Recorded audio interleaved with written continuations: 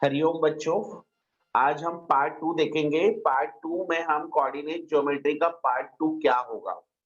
उससे पहले की कोऑर्डिनेट ज्योमेट्री में मैंने आपको सभी को डिस्टेंस फार्मूला जरूर बता दिया कि किन्हीं भी दो पॉइंट के बीच का डिस्टेंस क्या होता है। तो distance between any two points x2 minus x1 to the whole square plus y2 minus y1 to the whole square, यानी कि ये पूरा अंडर रूट में होता है। और इस तरीके से हम किसी भी दो पॉइंट के बीच का डिस्टेंस निकालते हैं। अगर इसी डिस्टेंस को हम ओरिजिन से बोलते हैं, distance from origin. Distance from अगर ओरिजिन की बात करते हैं बच्चों, तो डिस्टेंस फ्रॉम ओरिजिन के लिए हम लोगों के पास ऐसा हो जाता है कि जो भी पॉइंट दे रखा है उस पॉइंट को ही देखेंगे, यानी कि यहाँ पर हमारे पास हो जाएगा x1 का होल स्क्वायर प्लस y1 का होल स्क्वायर, या फिर हम ऐसा भी कह सकते हैं x square plus y square. अब देखिए, ये तो मैंने आपको पार्ट 1 में भी बता दिया था, लेकिन अगर मान लीजिए कि इस तरीके का क्वाड्रेंट बना है और मैंने आपको 2,3 बोला, तो आप देखेंगे तो 2 कहीं ना कहीं यहाँ होगा और 4 यहाँ पर 3 हो जाएगा। तो ये इस तरीके से कोई क्वाड्रेंट हो सकता है। तो कई बार क्वेश्चन में पूछा जाता है कि अगर आपको मान लीजिए पॉइंट्स दे रखा है, तो पॉइंट अगर दे रखा है तो मैं कहूँ एक्स एक्सिस पर, एक्स एक्सिस से आपकी डिस्टेंस क्या होगी, तो केवल आप एक्स का पॉइंट देखिए, तो एक्स एक्सिस से इसकी डिस्टेंस हो जाएगी 2। अगर इसी क्वेश्चन में आपको y एक्सिस से पूछा जाता है, the distance from y axis, तो आपके पास 3 हो जाता है। ये तो कई बार क्वेश्चंस आता है, जैसे कि मैंने यहाँ पर 4,5 लिखा। अगर मैं आपसे पूछूं कि डिस्टेंस फ्रॉम एक्स एक्सिस, तो डिस्टेंस फ्रॉम एक्स एक्सिस से आप कहेंगे 4 and distance from y axis तो आप कहेंगे 5। ये इस तरीके का क्वेश्चंस कई बार पूछा जाता है। तो देखिए, अभी मैंने आपको डिस्टेंस बताया, डिस्टेंस के बाद डिस्टेंस फ्रॉम द ओरिजिन बताया and particular distance from the any axis बताया। तो आगे अगर हम देखें एक और पॉइंट लेके, जैसे कि मैंने √2 एंड √3 लिया, और अगर मैं आपसे कहूं कि बताइए इसकी डिस्टेंस एक्स एक्सिस से क्या होगी, तो डेफिनेटली आप कहोगे एक्स एक्सिस से इसकी डिस्टेंस कितनी हो जाएगी, 2 √2, और वाई एक्सिस से जो डिस्टेंस होगी √3। तो कई बार इस तरह का क्वेश्चंस एग्जाम में पूछा जाता है कि कोई पॉइंट दिए जाते हैं, उसके पर्टिकुलर एक्सिस से डिस्टेंस पूछी जाती है। अब देखिए, यहाँ पर तो हमने ये चीज देखा। इसके आगे थोड़ा सा हम आते हैं बच्चों, एक बहुत ही इंपॉर्टेंट क्वेश्चंस ले रहे हैं आपके सामने, ताकि आपको डिस्टेंस एक बार फिर क्लियर हो जाए। यानी कि मैं एक बहुत इंपॉर्टेंट पॉइंट ले रहा हूं, जैसे कि मैंने mn लिया और दूसरा पॉइंट लिया -m एंड -n, और कहा गया है कि इसके बीच की डिस्टेंस निकालो। अब देखिए, अगर हमने m और n दिया तो आपको दिख रहा है कि x1 जो हो गया वो m हो गया और y1 जो हो गया वो n होगा। Similarly y2 is equal to -m and y1 is equal to -m and y2 is equal to -n. Now we will be use the distance between these 2 points. अगर distance between 2 points हमें निकालना है, हम क्या कह रहे हैं कि अगर हमें डिस्टेंस बिटवीन दिस 2 पॉइंट अगर निकालना है, तो डिस्टेंस बिटवीन 2 पॉइंट्स कैसे निकलेगा ये देखते हैं। अगर हमने डिस्टेंस निकाला तो सपोज टू लेट इसे a मान लिया और इसे b मान लिया, तो AB इज इक्वल टू क्या होता है, हमने आपको पहले ही बता दिया कि x2 minus x1 to the whole square plus y2 minus y1 to the whole square. अब देखिए, इस तरीके से आया, यानी कि हमने y2 है -n and -n to the whole square plus -m and -m to the whole square. यहाँ प्लस माइनस का स्पेशली ध्यान रखना जरूरी होता है। तो देखिए, यहाँ पर ये हो गया -2n to the whole square. देखिए कैसे -n विल बी -2n, और सिमिलरली -m तो वहां से ये हो गया आपके पास -2m होल स्क्वायर। फिर अब देखिए, यहाँ पर पावर 2 है, डेफिनेटली यहाँ पर हम देखें तो हमारे पास इवन फॉर्म में आ रहा है, यानी कि किसी की भी पावर अगर इवन होता है तो आंसर हमेशा पॉजिटिव होता है। तो देखिए, 2 का स्क्वायर 4 और n का स्क्वायर n स्क्वायर, ऐसे 2 का स्क्वायर 4 और यहाँ से हो गया m स्क्वायर, तो ये देखिए m स्क्वायर। अब देखेंगे आप, तो यहाँ पर आपको AB is equal to finally जो मिल रहा है, अगर हम 4 को कॉमन ले ले तो अंदर बच रहा है n square plus m square. अब आपको पता है कि 4 को भी परफेक्ट स्क्वायर के फॉर्म में लिख सकते हैं, इसलिए 2 बाहर आ गया और अंडर रूट के अंदर पहले m को लिख दिया और फिर n को लिख दिया। तो ये बहुत ही इंपॉर्टेंट था और इस तरीके के भी कई बार पॉइंट्स आते हैं और इन पॉइंट के बीच के आप डिस्टेंस निकाल सकते हैं। तो इस तरीके से डिस्टेंस पॉइंट के बीच के डिस्टेंस को निकालने के लिए इस तरीके का फार्मूला यूज करते हैं। Anybody want say something? Yes, tell me. तो ये m और n के सकते क्या स्क्वायर से 2m प्लस n? सर ये 2m प्लस n कर सकते हैं? 2m प्लस n ये आंसर है, m square plus n square, तो इसका रूट हटा सकते क्या स्क्वायर में ना? हाँ, तो स्क्वायर में है तो बेटा आप ये देखिएगा कि बीच में प्लस आ रहा है तो कैसे लिख सकते हैं? कैसे लिख सकते हैं बीच में प्लस आ रहा है तो? यस आप ये भी तो देखिए बीच में प्लस आ रहा है इसलिए 4 कॉमन आ गया, 4 का होता है तो 4 एज ए 2 बनकर बाहर आ गया, लेकिन अंदर क्या बन रहा है? M square plus n square. ये कभी नहीं अंडर रूट से कटता। अगर केवल एम स्क्वायर होता अंडर रूट के अंदर तो ही हम लिख सकते थे एम, या फिर एन स्क्वायर होता तभी हम एन लिख सकते थे, अदरवाइज हम नहीं लिख सकते। ये बात क्लियर? Yes sir, clear. ठीक है सर। चलिए, आप लोगों ने यहाँ पर ये जो क्वेश्चन है बहुत इंपॉर्टेंट है। इस क्वेश्चन का आप या तो स्क्रीनशॉट ले सकते हैं या फटाफट लिख सकते हैं। जिन बच्चों ने अगर लिख लिया है तो मैं एक क्वेश्चन दे रहा हूँ a, b and -2a, -2b। आप प्लीज फटाफट इस क्वेश्चन को मुझे सॉल्व करके बताइए। जो मैंने क्वेश्चंस लिखा है a, b and -2a and -2b, और मुझे आपकी तरफ से आंसर 1 मिनट के अंदर चाहिएगा। थोड़ा सा जल्दी और क्विक बताइए कि क्या करेंगे। पॉइंट दे रखा है a, b and second point है -2a एंड -2b। सिमिलरली आपको ऐसा ही फॉर्म यूज करना है बच्चों। आप इसे a मान सकते हो एंड -2 एंड -2b को b मान सकते हो। So you have x1 is equal to 1, y1 is equal to b, y2 is equal to x2 is equal to -2a and y2 is equal to -2b, and we will use the distance between 2 point under root x2 minus x1 to the whole square plus y2 minus y1 to the whole square. Then after that we will put the value of x1 y1 x2 y2 and we will get your answer. So tell me, anybody got the answer?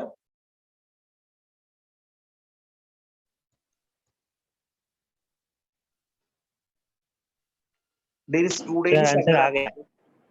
हाँ, किसी का answer आ गया। क्या आया sir?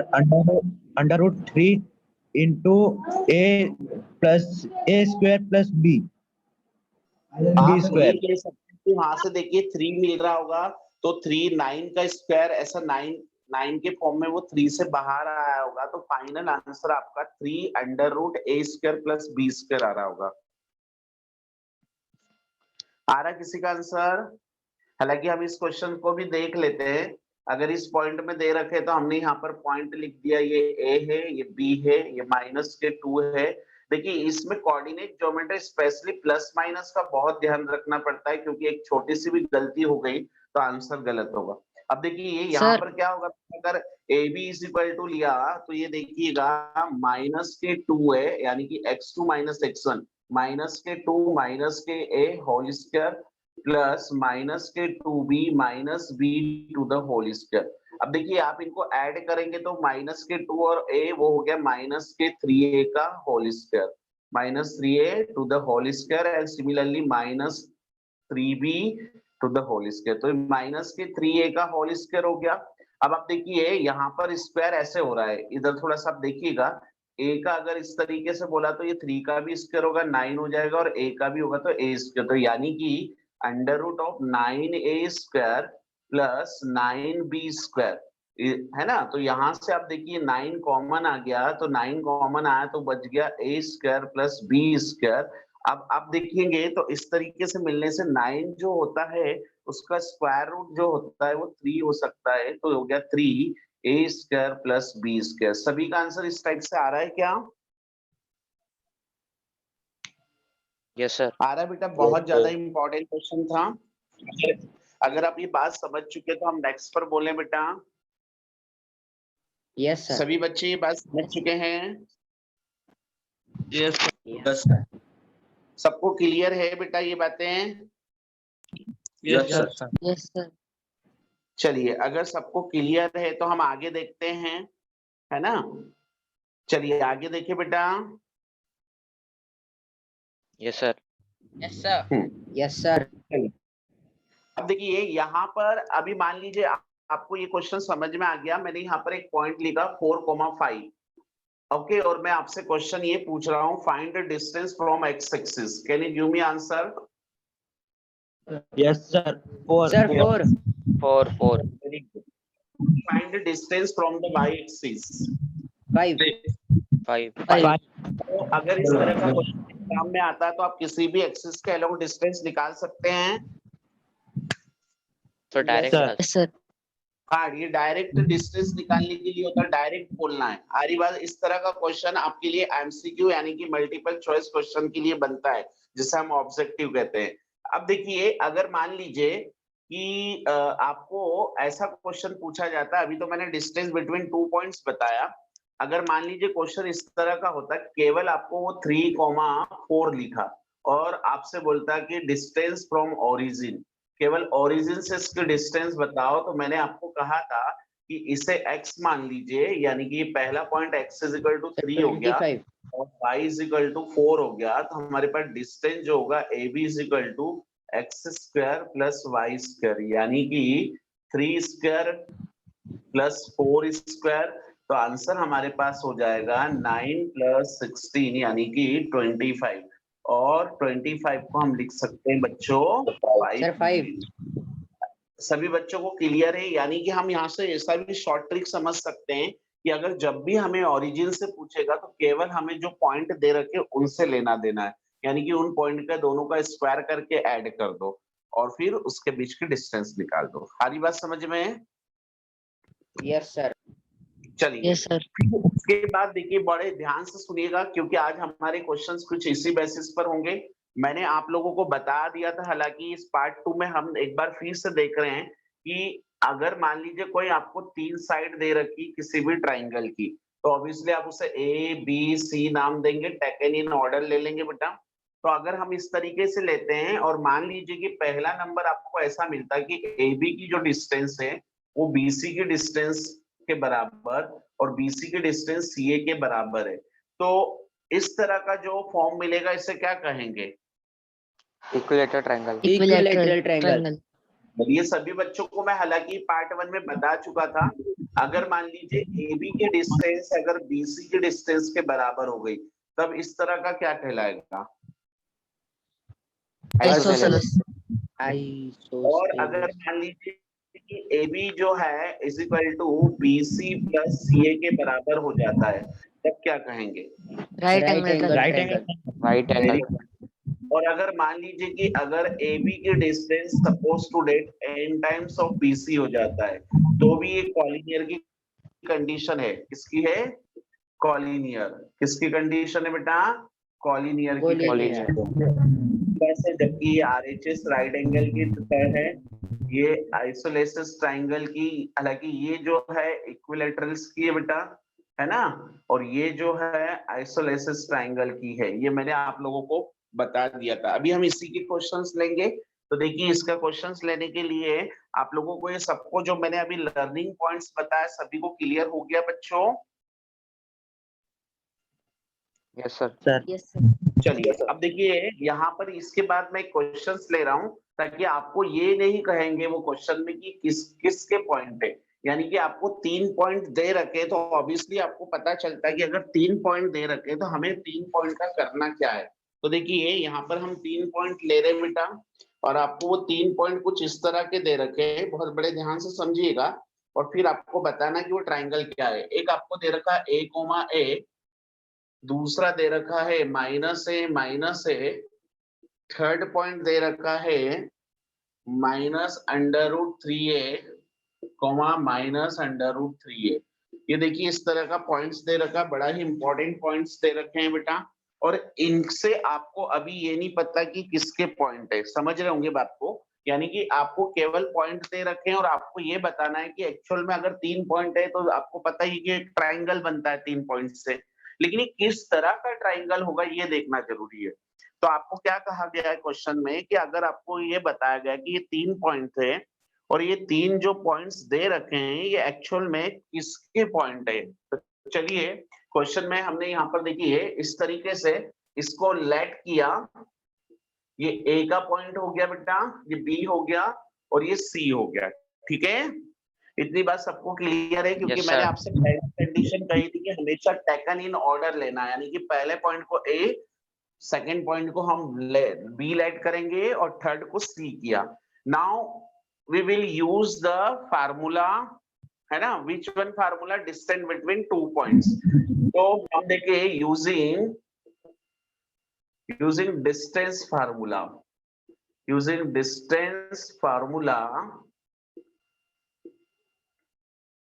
between 2 points, चलिए ठीक है, ये डिस्टेंस बिटवीन 2 पॉइंट्स हम यूज करते हैं। तो देखिए अगर हमने ये यूज किया है तो क्या मिलेगा। देखिए बच्चों, अगर हम इस तरह से कोई पॉइंट्स दे रखे तो हमने सबसे पहले ए बी निकालेंगे। तो देखिए कोई मुझे बताएगा कि ए बी में आपके पास ये हो जाएगा x1, ये हो जाएगा y1, ये हो जाएगा x2 और ये हो जाएगा y2। तो देखिए कुछ इस तरीके से आ रहा, -a to the whole square, है ना। ये देखिए -a में से -a, है ना, plus -a to the whole square. अब देखिए इसको अगर आप सॉल्व करेंगे तो ए बी कुछ आपके पास ऐसा आ रहा है बच्चों, -2a whole square plus -2a whole square. अब इसे सॉल्व करेंगे तो देखिए कुछ ऐसा हो जाएगा 4a square plus 4a square, हालांकि वो कितना हो गया 8a स्क्वायर। देखिए 8a स्क्वायर आ गया। अब आपको सबको पता है कि 8 को हम लिख सकते हैं 2√2 और वो a हो गया तो 2a√2 ऐसा आएगा। अब देखिए a भी बाहर आ जाएगा क्योंकि वो स्क्वायर फॉर्म में है, और 8 को लिख सकते हैं 2 इंटू 2 इंटू 2, तो एक पेयर 2 का बाहर आ गया तो हो गया 2a√2। चलिए ऐसे ही बीसी निकालते हैं बेटा। चलिए बीसी क्या होगा, देखिए बीसी अगर निकालते हैं तो इसमें से इसको माइनस करेंगे, यानी कि माइनस के √3a में से किसको माइनस कर दिया हमने, √3a में से माइनस के a, तो वो हो गया प्लस के a का होल स्क्वायर। फिर वो माइनस माइनस प्लस हो गया बेटा, कैसे, क्योंकि ऑलरेडी माइनस होता है। फिर प्लस किया √3a में से, फिर ये minus minus plus a square हो गया। तो बात सभी को समझ में आ रही होगी कि मैंने किस तरीके से लिखा बच्चों।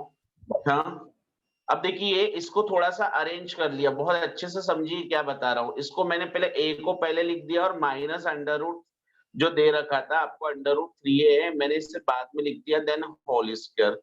ऐसे ही प्लस यहाँ पर भी a को पहले लिख दिया, then √3a to the whole. तो आपको देखिए ये फार्मूला दिख रहा है a - b वाला, है ना। हालांकि ये आप लोगों को दिक्कत दे सकता है, तो आप देखिए इनके दोनों के फार्मूले लगा लीजिए। कैसे फार्मूले लगाओगे, a - b का whole square then a + b का होल स्क्वायर का फार्मूला। तो जब आप फार्मूला लगाएंगे तो देखिए आपको कुछ इस तरीके से मिलेगा, बहुत अच्छे से समझिएगा।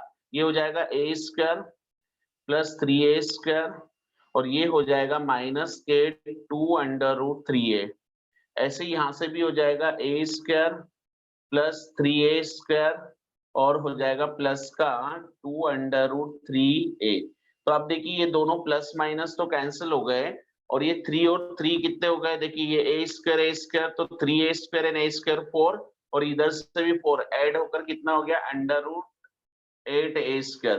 इससे पहले भी देखिए मैंने उसको ऐसा कुछ लिखा था 2a√2, तो देखिए ये भी सेम आ गया, यानी कि ये डिस्टेंस भी आपकी सेम आई। देखिए नेक्स्ट डिस्टेंस लेते हैं, नेक्स्ट वन कौन सी आपकी CA, है ना। CA की अगर डिस्टेंस लेते हैं तो CA से क्या मिलेगा वो भी देख लेते हैं। तो देखिए बेटा CA जब निकालेंगे हम तो CA कैसे निकलेगा, A में से C को माइनस करेंगे, है ना। यानी कि आपके पास कुछ ऐसा कुछ मिलेगा कि मैंने जो आपको पॉइंट दे रखे थे वहां पर a के पॉइंट थे a, तो a माइनस माइनस प्लस के √3a का whole square plus a minus √3 to the whole square. अभी आपने देखा था कि इसको मैंने अभी जस्ट यहाँ पर भी BC में सेम ऐसी इक्वेशन बनी थी, और हमने सॉल्व किया था, तो हम इसको सोल्व ना करते हुए डायरेक्ट लिख देंगे √3a², तो हमको 2√2a मिला। देखिए आप यहाँ से क्या पता चल रहा है, तीनों ही डिस्टेंस सेम आ रही है, यानी कि तीनों ही डिस्टेंस सेम आ रही है, तो कौन सा ट्राइंगल होगा? इक्विलेटरल। Bilateral. तीनों ही डिस्टेंस सेम आ रही है, तो ये कौन सा ट्राइंगल होगा? Sir equilateral. Bilateral. Triangle. Triangle. सभी को क्लियर है बेटा मेरी बात कि आज हमने इस तरह के जो Yes, sir. क्वेश्चन देख रहे हैं, है ना, तो आप फटाफट इसे लिख लीजिएगा या फिर स्क्रीनशॉट ले लीजिएगा, ताकि हम नेक्स्ट क्वेश्चन पर भी बात करें। Yes, sir. सर लिख सभी लिया बच्चे सर। बेटा, हम फिर नेक्स्ट क्वेश्चंस ले रहे हैं आपके सामने। हम नेक्स्ट क्वेश्चंस को देखेंगे कि उसे कैसे सॉल्व करेंगे।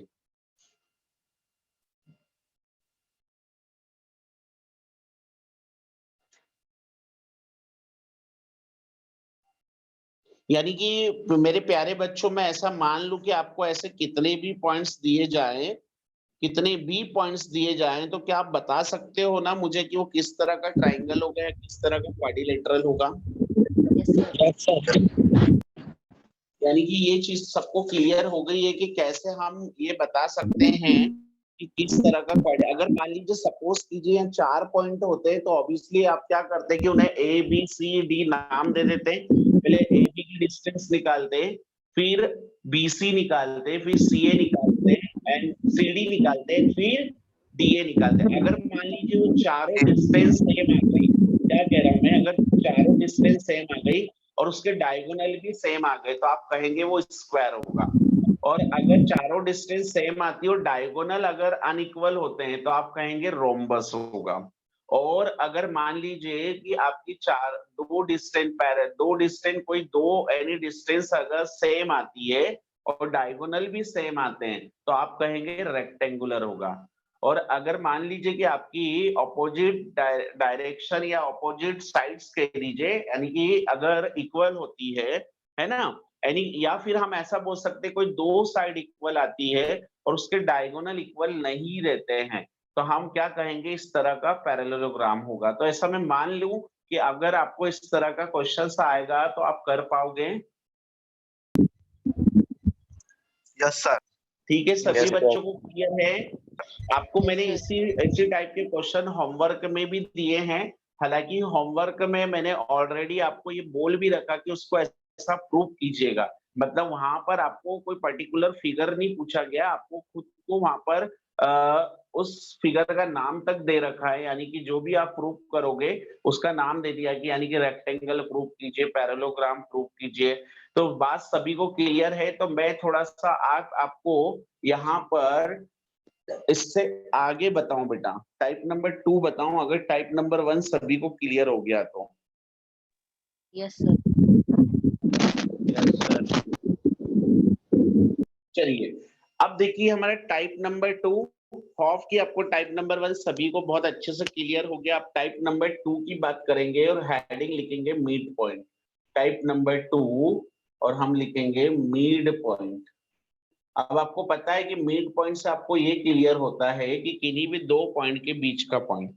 लाइक अगर मान लीजिए कि मैंने एक लाइन खींचा है और उसमें यहाँ पर 2 लिखा और यहाँ पर 4 लिखा है, तो आपको क्लियर पता चलता है कि उनके बीच का पॉइंट 3 होगा। Yes no?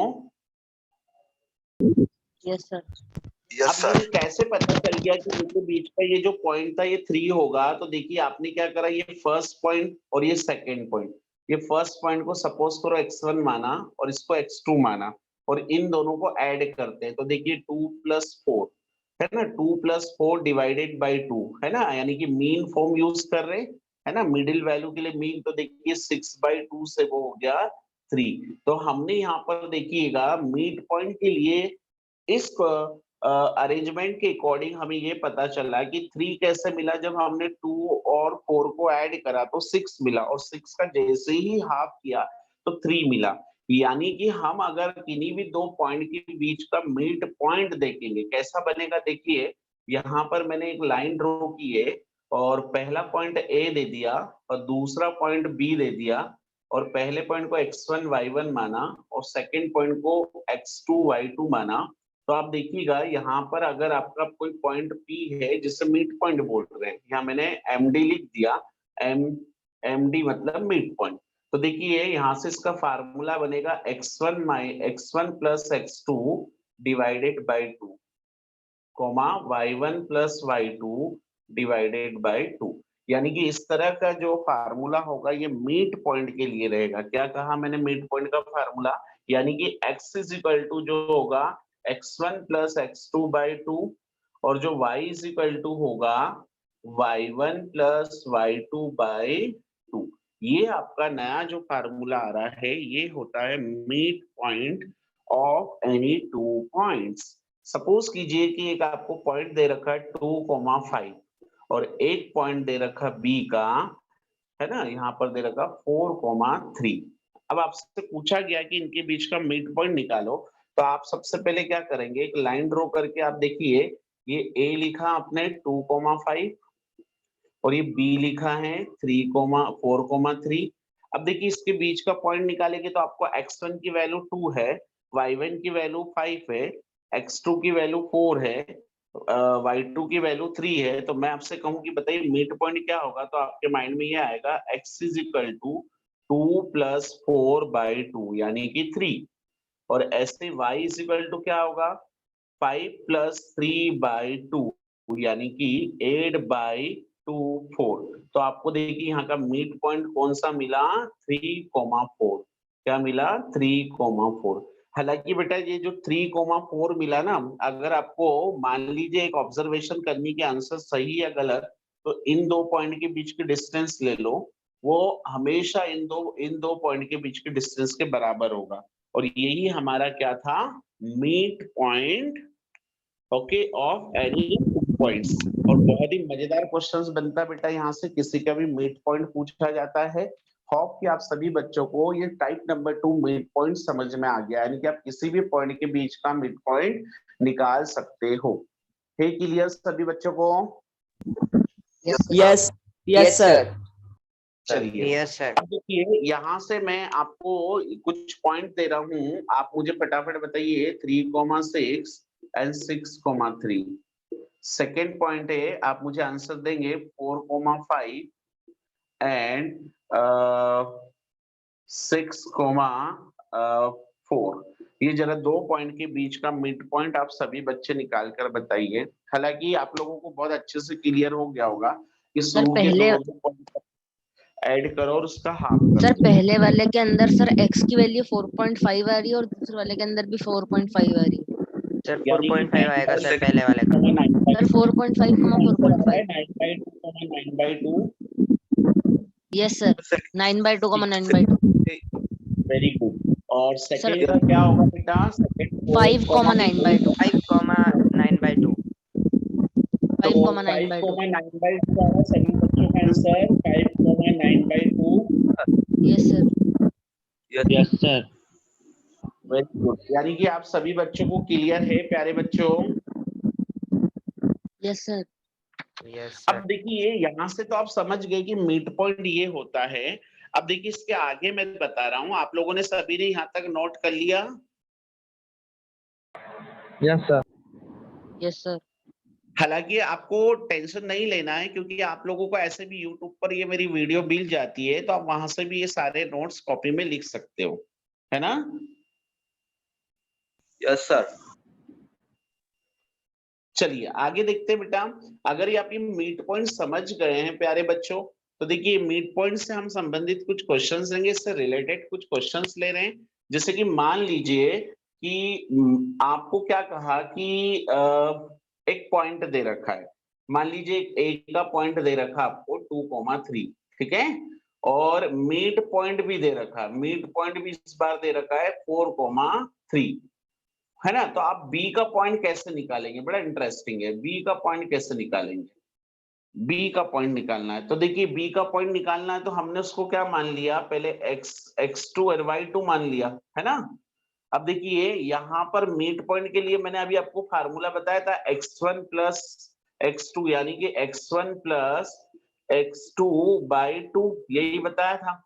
अब आप देखिए कि यहाँ पर x1 x की वैल्यू एक्चुअल में मिड पॉइंट यानी कि इसको बोलते हैं x, y। तो x की पहले वाले की वैल्यू देखो 4 दे रखी है और x1 दे रखा है 2, जबकि x2 नहीं दे रखा था, उसको हमने एज इट इज लिख दिया। और नीचे जो था 2, तो ये देखिए 2 का ऐसे क्रॉस मल्टीप्लाई हुआ तो ये हो गया 4 and 2 will be 8, यानी कि 4 मल्टीप्लाई 2 से वो 8 हो गया, is equal to 2 plus x2। अभी 2 इधर जाकर माइनस होगा तो देखिए x2 is equal to 8 minus 2 will be 6, यानी कि x2 की वैल्यू 6 आ गई। क्योंकि कितना इजी होता है बेटा।